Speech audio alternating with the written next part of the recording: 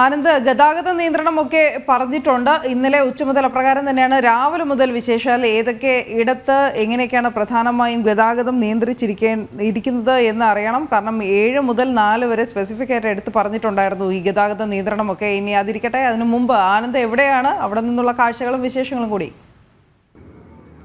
അത് ഞാനിപ്പോൾ നിൽക്കുന്നത് തൃപ്പൂണിത്തറ ബോയ്സ് ഹൈസ്കൂൾ മൈതാനത്താണ്. നമ്മളിപ്പോൾ നിൽക്കുന്നതിൻ്റെ തൊട്ട് പിന്നിലാണ് വേദി. ഔദ്യോഗികമായിട്ടുള്ള ഉദ്ഘാടനങ്ങൾ ഏതാണ്ട് 9 മണിയോട് കൂടി തന്നെ ആരംഭിക്കും. നിയമസഭാ സ്പീക്കർ എൻ ഷംസീറാണ് ഔദ്യോഗികമായിട്ടുള്ള ചടങ്ങുകൾക്ക് ഉദ്ഘാടനം നിർവഹിക്കുക. തുടർന്ന് മന്ത്രി പി രാജീവ് നമ്മൾ ഈ കാണുന്ന കൊടിമരത്തിൽ അത്തപ്പതാക ഉയർത്തും. അതോടുകൂടി തന്നെ ഔദ്യോഗികമായിട്ടുള്ള ചടങ്ങുകളുടെ ഉദ്ഘാടനം തുടങ്ങുകയും തുടർന്ന് ഏതാണ്ട് പഞ്ചവാദ്യം, ചെണ്ടമേളം, തെയ്യംതിറ, പുലിക്കളി തുടങ്ങി ഏതാണ്ട് 59ഓളം ഇനങ്ങൾ അണിനിരക്കുന്ന ഒരു ഘോഷയാത്രയ്ക്ക് ആരംഭമാവും. അതുമാത്രമല്ല, കണ്ണിന് കുളിർമയേകുന്ന നിശ്ചല ദൃശ്യങ്ങളും ഏതാണ്ട് ഈ 15ഓളം നിശ്ചല ദൃശ്യങ്ങളാണ് ഈ അത്തച്ചമയ ഘോഷയാത്രയ്ക്ക് വേണ്ടി ഇവിടെ തയ്യാറാക്കിയിരിക്കുന്നത്. നമ്മളിപ്പോൾ നിൽക്കുന്ന ഈ സ്ഥലത്ത് നിന്ന് തന്നെയായിരിക്കും ഇതിന്റെ ആരംഭം. തുടർന്ന് നഗരം ചുറ്റിക്കൊണ്ട് വീണ്ടും ഇവിടേക്ക് എത്തി അവസാനിക്കുന്ന തരത്തിലാണ് ഈ അത്തം ഘോഷയാത്ര ഏതാണ്ട് തീരുമാനിച്ചിരിക്കുന്നത്. എന്തായാലും പല കോണുകളിൽ നിന്ന് ഈ വയനാട് ദുരന്തത്തിന് ഒരു പശ്ചാത്തലത്തിൽ ഇത് ഒഴിവാക്കണമെന്നുള്ള ഒരു ആവശ്യം ഉയർന്നെങ്കിൽ കൂടി പക്ഷേ അവസാന ഘട്ടത്തിൽ ഇത് നടത്താൻ തന്നെ സർക്കാർ തീരുമാനിക്കുകയായിരുന്നു. പ്രത്യേകിച്ച് ഒരു പാരമ്പര്യമായിട്ടുള്ള ഇതിൻ്റെ പാരമ്പര്യ സ്വഭാവം ഉൾക്കൊണ്ടുകൊണ്ട് തന്നെ, ഇതിൻ്റെ പ്രാധാന്യം ഉൾക്കൊണ്ടുകൊണ്ട് തന്നെ അത്തരത്തിലുള്ള ചടങ്ങുകൾ ഒഴിവാക്കേണ്ടതില്ല എന്നുള്ള ഒരു തീരുമാനത്തിലേക്ക് എത്തുകയായിരുന്നു. തീർച്ചയായിട്ടും ഈ സംസ്ഥാനത്തിന് തന്നെ ഔദ്യോഗികമായിട്ടുള്ള ഓണാഘോഷത്തിൻ്റെ ഒരു ഉദ്ഘാടനമാണ് ഇവിടെ നടക്കാൻ വേണ്ടി പോകുന്നത്. ഈ അത്തച്ചമയം എന്നുള്ള ഒരു വാക്കിൻ്റെ വിവക്ഷ തന്നെ ചമയം, അതായത് വേഷഭൂഷാദികൾ അണിയുക എന്നാണ്. നമുക്കറിയാം, രാജ കുടുംബങ്ങൾ തുടങ്ങി വെച്ചതാണ് പല ഐതിഹ്യങ്ങൾ ഈ അത്തച്ചമയ ഘോഷയാത്രയുമായി ബന്ധപ്പെട്ടുകൊണ്ടുണ്ട്. പ്രധാനമായും 3 ഐതിഹ്യങ്ങളാണുള്ളത്. അതിൽ ഒന്നാമത്തേതെന്ന് പറയുന്നത് ഈ കോഴിക്കോട് രാജ്യവുമായി കൊച്ചി രാജ്യം നടത്തിയ ഒരു യുദ്ധത്തിൻ്റെ പശ്ചാത്തലത്തിൽ ഈ കൊച്ചിക്ക് നഷ്ടപ്പെട്ട ഒരു സ്ഥലം തിരിച്ചുപിടിക്കുന്നതിന് വേണ്ടി ഒരു രാജകീയമായിട്ടുള്ള ഒരു പടയൊരുക്കത്തിൻ്റെ മുന്നോടിയായി നടന്ന ഘോഷയാത്ര എന്നാണ് ഒരു ചരിത്രം പറയുന്നത്. രണ്ടാമത്തെ ചരിത്രം പറയുന്നത് ഈ കൊച്ചി രാജ്യത്തിൻ്റെ അല്ലെങ്കിൽ കൊച്ചി രാജാക്കന്മാരുടെ ആ ഒരു പ്രൗഢി വിളിച്ചോദിക്കാൻ വേണ്ടി പണ്ടത്തെ ചേര രാജാക്കന്മാർ നടത്തിയിരുന്ന ആ ഒരു ഘോഷയാത്രയുടെ ഒരു പുനരാവിഷ്കരണമാണ് ഈ അത്തച്ചമയ ഘോഷയാത്ര എന്നുള്ള രണ്ടാമതൊരു വിവക്ഷ അതുമായി ബന്ധപ്പെട്ടുകൊണ്ടുണ്ട്. മൂന്നാമത്തേതാണ് കൂടുതൽ സ്വീകാര്യമായിട്ടുള്ള ഒന്നെന്ന് പറയുന്നത്, അതായത് ഓണാഘോഷത്തിന് മഹാബലിയെ വരവേൽക്കുന്നതിന് വേണ്ടി വേഷഭൂഷാദികൾ അണിഞ്ഞുകൊണ്ട് ഈ സന്തോഷത്തിൻ്റെ ഒരു അന്തരീക്ഷം സൃഷ്ടിക്കുന്നതിൻ്റെ ഭാഗമായി അത്തരത്തിൽ മേളങ്ങളും കൊട്ടും പുലികളിയുമായി എല്ലാം കൊണ്ടും അത്തരത്തിൽ മഹാബലി തമ്പുരനെ വരവേൽക്കുന്ന ഒരു മുന്നോടിയായി, അതായത് ഔദ്യോഗികമായിട്ടുള്ള 10 ദിവസങ്ങൾക്ക് മുമ്പ്, തിരുവോണത്തിന് 10 ദിവസം മുമ്പ് അത്ത ദിവസം ഈ മഹാബലിയെ വരവേൽക്കുന്നതിനുമായി ബന്ധപ്പെട്ടുകൊണ്ടുള്ള ഒരു വിശ്വാസമാണ് മൂന്നാമത്തെ ഒരു വിശ്വാസം എന്ന് പറയുന്നത്. അപ്പോൾ ഈ ഏറ്റവും പ്രധാനമായും ഇന്ന് ആ തലത്തിൽ ആചരിക്കുന്നത് ഈ ഓണത്തിൻ്റെ ഒരു മുന്നോടിയായി തന്നെയാണ്. എന്തായാലും ഈ സർക്കാരിൻ്റെ ഔദ്യോഗികമായിട്ടുള്ള ഓണാഘോഷത്തിന് തുടക്കം തന്നെയാണ്. ജാതി മത ഭേദമന്യേ വർണ്ണഭേദമന്യേ എല്ലാ മനുഷ്യന്മാരും കേരളത്തിൻ്റെ ഒരു ദേശീയ ഉത്സവം തന്നെ വേണം പറയാം. പ്രത്യേകിച്ച് തൃപ്പൂണിത്തറയുടെ ആ തലത്തിലേക്കുള്ള ഒരു ഉത്സവം തന്നെയാണ് ഈ അത്തച്ചമയ ഘോഷയാത്ര എന്ന് പറയുന്നത്. ഏതാണ്ട് ഒരു 3 മണിക്കൂറുകൾ കഴിയുമ്പോൾ തന്നെ ഔദ്യോഗികമായിട്ടുള്ള ഉദ്ഘാടനം ഈ സ്പീക്കർ എൻ ഷംസീർ വേദിയിൽ നടത്തും. അതിനുശേഷം മന്ത്രി പി രാജീവ് അത്തപ്പതാക ഉയർത്തും. കഴിഞ്ഞ ദിവസം തന്നെ ഈ ഹിൽ പാലസിൽ വെച്ച് രാജകീയമായ പ്രതിനിധിയിൽ നിന്ന് ഈ ചെയർപേഴ്സൺ ഇതുമായി ബന്ധപ്പെട്ടുകൊണ്ട് അത്തപ്പതാക ഏറ്റെടുത്തിരുന്നു. എന്തായാലും ഇന്ന് 9 മണി കൂടി തന്നെ ഔദ്യോഗികമായിട്ടുള്ള സർക്കാരിൻ്റെ പരിപാടികൾക്ക് ആരംഭമാവും. തീർച്ചയായും അവിടെ നിന്നുള്ള തത്സമയ ദൃശ്യങ്ങൾ, നമ്മൾ തൃപ്പൂണിത്തുറയിൽ നിന്നുള്ള തത്സമയ ദൃശ്യങ്ങളാണ് കണ്ടുകൊണ്ടേയിരിക്കുന്നത്.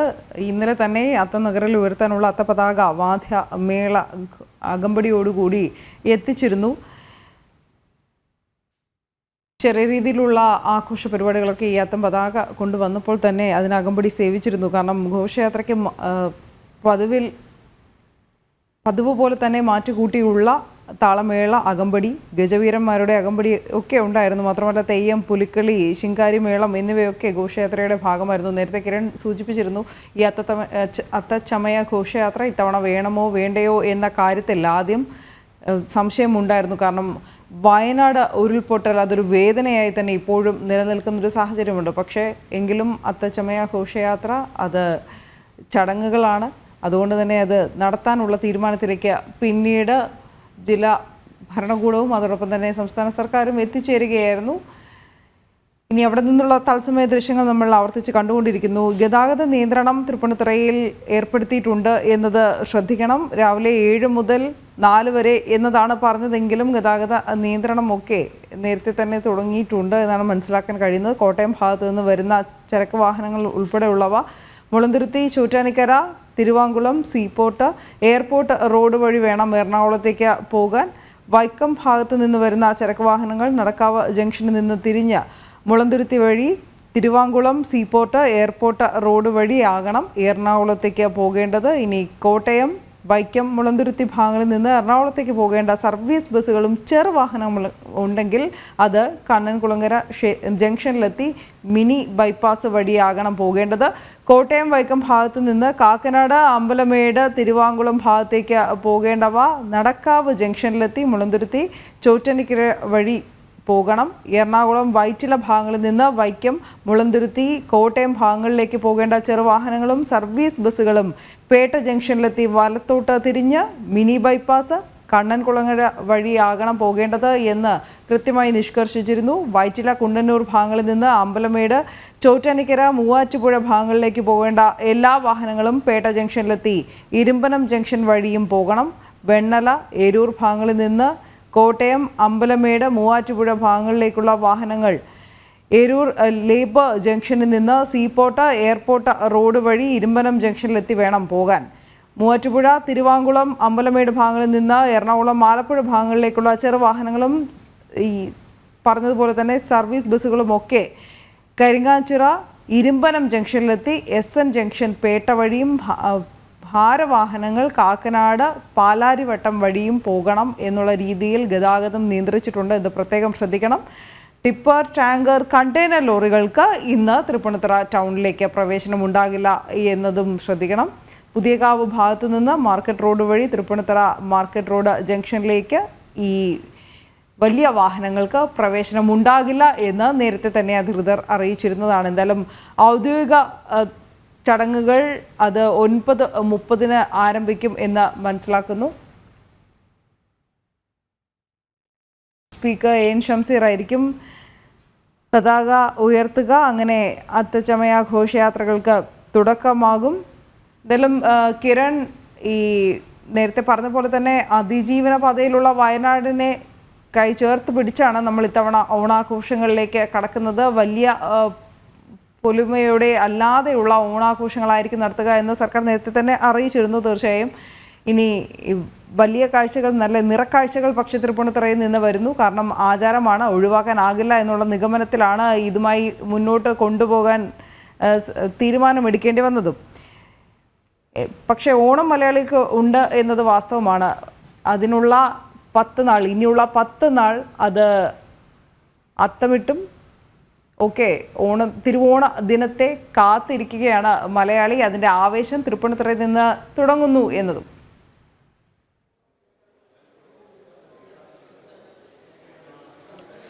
തീർച്ചയായിട്ടും നമുക്ക് ഈ ഓണം അല്ലെങ്കിൽ ഓണാഘോഷങ്ങൾ ആരംഭിക്കുന്നത് അത് തൃപ്പൂണിത്തുറയിലെ അത്തച്ചമയത്തിലൂടെ തന്നെയാണ്.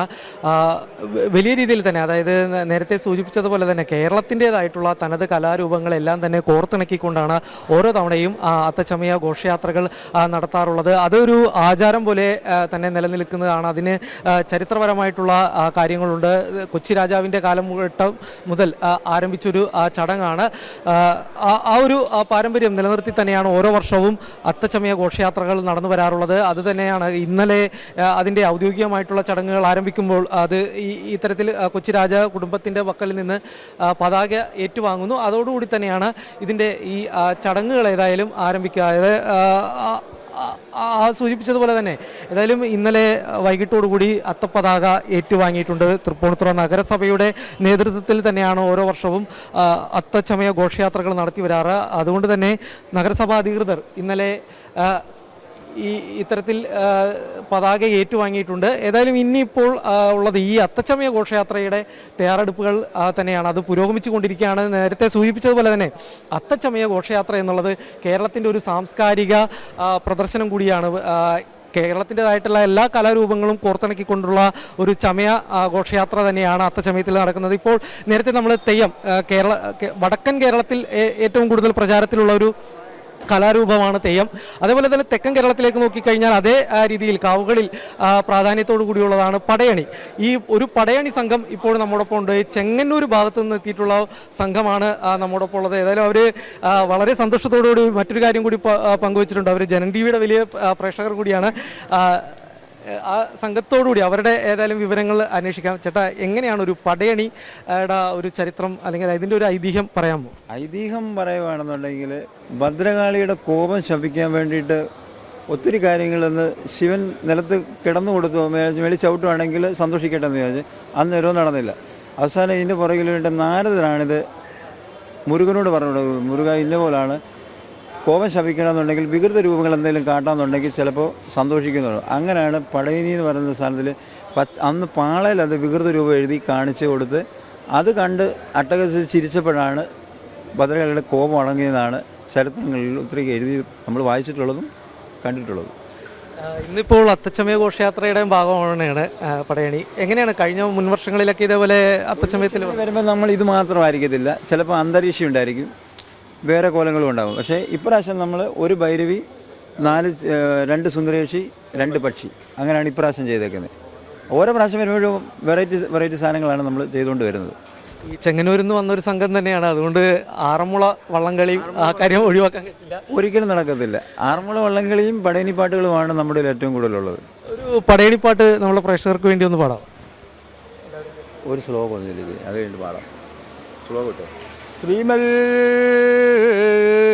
കുംഭീന്ദ്രവക്രം ശിശിശശകരം പോലെ ദന്തപ്രകാശം ഓമൽ തുമ്പിക്കരത്തിൽ കനകരശവും മറ്റു ബാഹുക്കൾ നാലും കാമദ്വേഷീ കുമാരൻ കരുണ വഴിയേ ചിന്ത ചെയ്യും ജനാന ആപത്തെല്ലാം വഴിക്കും ഗണപതി ഭഗവാന്റെ പാദപത്മം നമസ്തേ.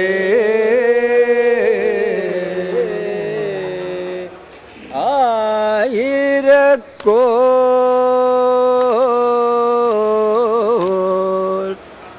ഉയരത്തിലേ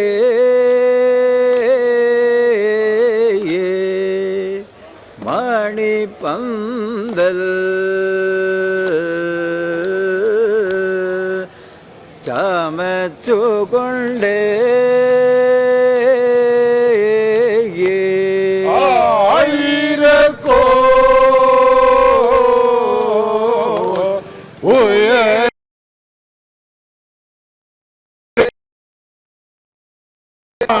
പന്തൽ ചമച്ചുകൊണ്ടേ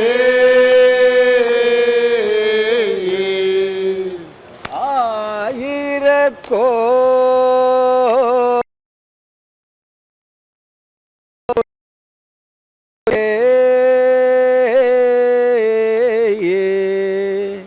മണിപന്തൽ ചമച്ചുകൊണ്ടേ പുതുക്കുളങ്ങര വാഴും തയേതവാദം കൈതൊഴുന്നേ മായാവിനാമഹാലോകരെല്ലാം മനിച്ചു പോകുന്ന വാസരമേ. പത്താമുദയെന്നാൽ ജനമൊത്തംബിക തൻ്റെ നൃത്തക്കളം വിശുദ്ധപ്രദമാക്കി 10,000 ഉയരമുള്ള ഉത്തമ കേളി ഗ്രഹം ചമച്ച്. നമ്മളിപ്പോൾ ഒരു പടയണിപ്പാട്ട് കേട്ട് ആറന്മുള സംഘത്തിൻ്റെ വഞ്ചിപ്പാട്ട് വള്ളംകളിപ്പാട്ട് കൂടി ഒന്ന് കേൾക്കണമെന്നുണ്ട്, അതൊന്ന് ഗോവിന്ദ തിരുനാമ സങ്കീർത്തനം. ഗോവിന്ദ ഹരി ഹരി ഹരി. അർജുന സാരഥിയായേ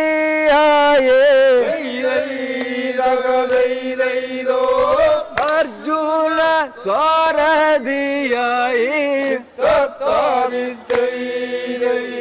അർജുന സാരഥിയായി വിശ്വനാഥനതു നേരം. അർജുന സാരഥിയായി വിശ്വനാഥനതു നേരം. അർജുന സാരഥിയായി വിശ്വനാഥനതു നേരം.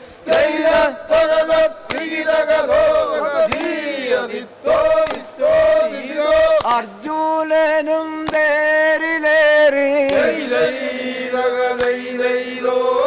അർജുനനും തേരിലേറി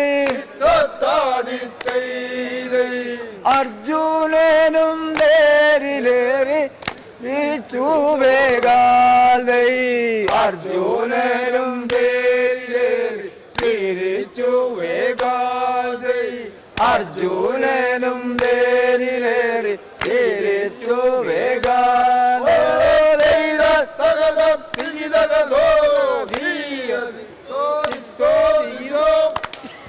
ഏതായാലും വളരെയധികം നന്ദി. ഈ സമയത്ത് നമ്മുടെ പ്രേക്ഷകരോടൊപ്പം പടയണിയുടെ വിശേഷം പറഞ്ഞു, ഒപ്പം വഞ്ചിപ്പാട്ടും പങ്കുവച്ചതിന്.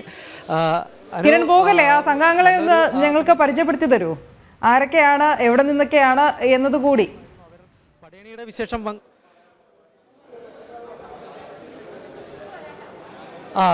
തീർച്ചയായിട്ടും ഒന്ന് അവരെ കൂടി ഒന്ന് പരിചയപ്പെടുത്താം. ആറന്മുളയിൽ നിന്ന്, ചെങ്ങന്നൂരിൽ നിന്നുള്ള സംഘമാണ്. ചേട്ടാ, പേരും സ്ഥലവും എല്ലാവരും പറയും. എൻ്റെ പേര് സന്തോഷ് ഓതറ. ഞാൻ സജീവ്കുമാർ ഓതറ. ശ്രീലേഷ് ഓതറ. വൈശാഖ് ഓതറ. ശശീരൻ നായർ ഓതറ. ശ്രീജിത്ത് ഓതറ. ശ്രീരാജ് കുന്നന്താനം. പ്രതീഷ് ചെങ്ങന്നൂര്. നമ്മൾ ഇതിനോടൊപ്പം എന്തെങ്കിലും വാദ്യോപകരണങ്ങൾ ഉപയോഗിക്കാറുണ്ട്? പക്ഷെ നമുക്ക് കോട്ടത്തിൽ കൊട്ടാൻ പറ്റത്തില്ല, അത് ഇരുന്ന് കൊട്ടുന്ന ഒരു കലാരൂപം. അതെന്നുവെച്ചാൽ അസുരവാദ്യമാണ് ഈ തപ്പെന്ന് പറയുന്നത്. അവർ പ്രത്യേക രീതിയിലാണ് നിർമ്മിച്ചെടുത്തത്. റൗണ്ടിലാണ് വരുന്നത്, ചെണ്ട പോലുള്ള സാധനം ഇരുന്ന് കൊട്ടുന്നതാണ്. പിന്നെ അതിന് പകരമായിട്ട് നമ്മൾ ചെണ്ട കൊണ്ട് നടക്കുന്നത്. ചെണ്ട അസുരവാദ്യമാണ്. അപ്പോൾ അതുകൊണ്ടാണ് ആ ഒരു വാദ്യം നമ്മളിപ്പോൾ ചെണ്ടയും കൈമണി എന്തായാലും ഉണ്ട്. അതായത് ഇലത്താളം എന്ന് പറയുന്നത് അത് ഘോഷയാത്രയ്ക്കകത്തുണ്ട്. ആ തപ്പില്ല. തപ്പ് നമുക്ക് പടയണി നടക്കുന്ന ക്ഷേത്രങ്ങളിൽ മാത്രമേ അത് ചെയ്യാൻ പാടുള്ളൂ. അതിന് കണക്കൊത്തിരി ഉള്ളതാണ്. ചെണ്ടയാണ് നമുക്ക് ആ വിഷയമില്ല. പക്ഷേ അതേ താളം തന്നെ ചെണ്ടയിൽ കൊട്ടിയാണ് പോകുന്നത്. കാര്യം അത് ക്ഷേത്രത്തിൽ നടക്കുമ്പോൾ മാത്രം ഒത്തിരി കാര്യങ്ങളുണ്ട്. അതായത് ജീവ കൊട്ടണം, അങ്ങനെയൊക്കെ ഒത്തിരി കാര്യങ്ങളുണ്ട്. അത് ഭഗവതിയെ നമ്മൾ വിളിച്ചിറക്കുന്ന കൊട്ടുണ്ട്. അവിടെ ആ സന്നിധിയിലാണ് നമ്മൾ പടയണി നടത്തുന്നത്. ഘോഷയാത്രയ്ക്ക് അത് പാടില്ല. ഏതായാലും വളരെയധികം നന്ദി. അനു, ഘോഷയാത്രയുടെ ഒപ്പമുള്ള അവരുടെ പടയണിയുടെ വിശേഷങ്ങൾ അവർ പങ്കുവച്ചു. ആറന്മുളയിൽ നിന്നുള്ള ഒരു സംഘമായിരുന്നു അവർ.